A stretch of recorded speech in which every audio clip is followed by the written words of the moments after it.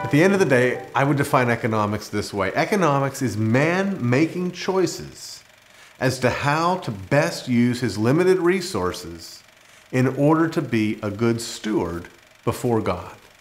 Now, to be a good steward, you not only have to use those limited resources, but you need to understand the principle of stewardship in terms of law, including economic law. Now, there are similarities between various and sundry scientific laws and economic laws. There are cause and effect that's going to happen.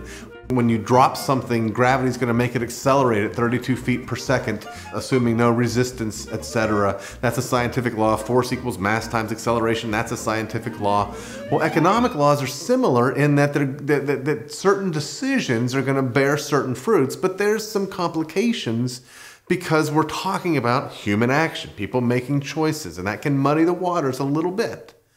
What we're really talking with in economics is a more deductive approach where we're building our understanding out of some basic, unproven, but nevertheless necessary assumptions. It's sort of like geometry. When you study geometry, if you remember that, when you study geometry, you start with three basic principles. You have a point, you have a line, you have a plane. And out of those three basic principles, which can't be proven, you can build triangles, you can build squares, you can build circles. And out of those things, you can build bridges.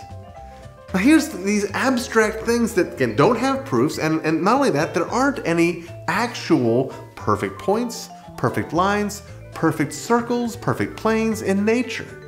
But if you want to build a bridge, you need to build it upon the foundation of these geometry principles. Well, the same thing is true in how we understand economics. We have some basic economic rules that we have to understand in order to act with wisdom. Here's a simple one. If you distort, inflate, or water down your money supply, the old money that was good is going to disappear. It's going to get hoarded. That's called in economics Gresham's law. Bad money drives out good money. That's just one example. Another application of these economic laws that are sort of like geometry in our lives is a critical one, is the division of labor. Division of labor, which by the way is reflected in 1 Corinthians chapter 12 with the church being the body of Christ and the hands and the feet and all of that. In the division of labor, what we see is an increase in productivity when we divide up the work into specific callings. You know, we can call the job at the end of the meal washing the dishes. And when, you have a family the size of mine, that's a big job. But it's actually multiple jobs. We've got to clear the dishes. We've got to rinse the dishes. We've got to wash the dishes. We've got to dry the dishes. And then we've got to put the dishes back away. Well, if you have one person doing that job, it can be quite a big job. If you have multiple people doing the jobs, you can end up not only dividing in a nice, even way, but you can have a net gain of time. Now, if you're smart and if you have sufficient motivation, you might even bring into the equation something we'll talk about later, the importance of tools.